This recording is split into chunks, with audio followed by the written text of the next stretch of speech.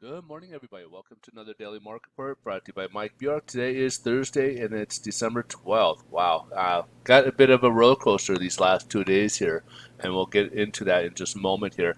However, we do got a couple items here on the economic calendar. We'll start off with the weekly jobless claims that we get every Thursday. So last week, these reports are always in arrears about 1 week. So this week's report is for really last week's numbers.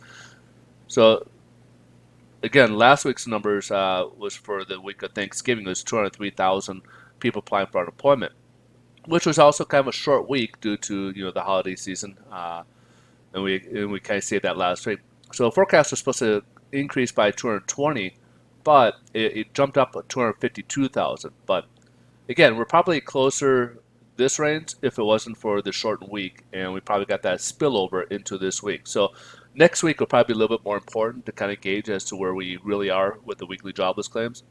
But again, this is a number I would kind of hold off and kind of, we kind of warned that this number will probably be high, much higher than anticipation due to the short week, because a lot of people just simply aren't going to go employ and just figure they'll go hit it on Monday after the Thanksgiving holiday.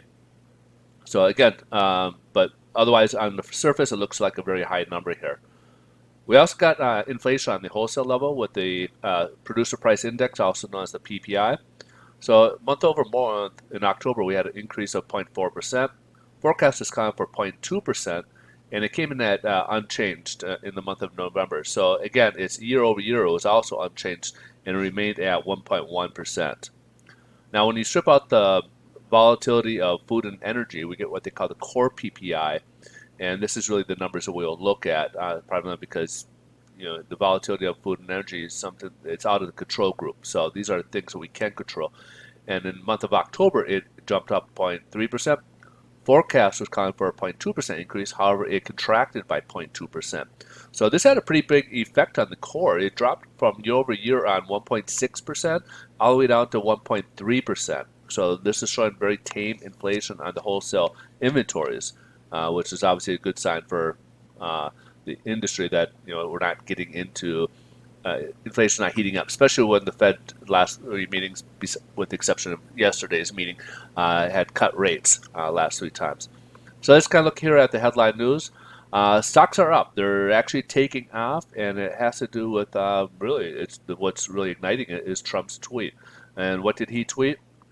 He says that we're in a very, very basically very close. I'm living, but basically very close to a very big deal with China. So this deal that they're working on could be much bigger than what anybody was realizing. And what some reports are coming out is that not only will we probably not do the tariffs on December 15th, but they might be rolling back about 50% on a lot of the other tariffs that were in place.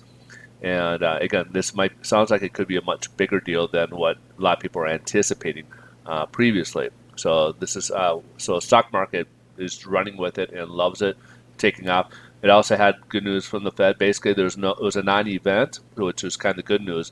Primarily that when they look at the dot plot, they didn't really see any rate hikes estimated for next year. They're looking at keeping rate hikes or cuts for next year. So basically looking at basically the same. It was near unanimous decisions on those. So they're all kind of in agreement. They also see good things about the economy. The economy is actually going quite well right now, especially with manufacturing as low as it has. Jobs have been a really good, strong indicator of where things are at. Salaries have gone up as well. ECB gave out their statement. Pretty much kept everything in line. They didn't really make any changes. This was the first ECB meeting that was held with the new president, Christine Lagarde, the former head of the IMF. So this was kind of everybody was waiting to see how this was going to play out. And again, so that was also more or less non-event, but they were just anticipating to see if there's going to be any changes, if any surprises with the ECB's decision. So let's jump ahead, see how this is playing on the bond market. So we had a nice rally, broke above the triple layer. We had some price improvements. We actually started pretty close to where we were. And since Trump's tweet, we've been tanking. It's just been a free fall. And now we're touching off this floor of support down about 30 basis points. We've been kind of swinging since I did this between 30 and 36 basis points. So lenders are pricing out this morning at a pretty early pace as a price change for the worse. So interest rates have worsened so far today. So we're kind of close to where we were like the last 2 days, if you can kind of see the gauge here of this chart. But they might, as they don't know how far this is going to go down, and this could continue for a little while with the excitement of a possible, deal with China, especially if it's bigger than what they anticipate. We could see it fall further. As you can see, we have touched pretty close down to this level here, so it's possible we could break below this in here. So just be cautious. If you guys are have any short-term deals out there, definitely want to probably lock in here.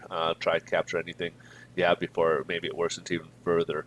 But in any case, this is the good news is that we have some really good economic news, and this is just taking away from the bond market, which helps out interest rates. And as a result, the yields are skyrocketing upwards. We're all the way up to about 1.89 right now, and just it broke below its 25-day moving average yesterday, but now it's shooting right back up, and we're higher than we've been for a while, and that's at the 1.89 level here on yields. All right, so that's pretty much a wrap. Unfortunately, for our side, rates have worsened. The good news is that we may have a trade deal with China very, very close, and things could get back to normal, even further improve. So that's pretty much a wrap. Again, if you guys are located in California or are looking to buy a refinance, I'd love to hear from you guys. I'm a loan officer here. I'd love to be able to see what we can do to help you guys out. Either direct message me or email me. Email is probably the best because I will respond quicker, but I do respond to both.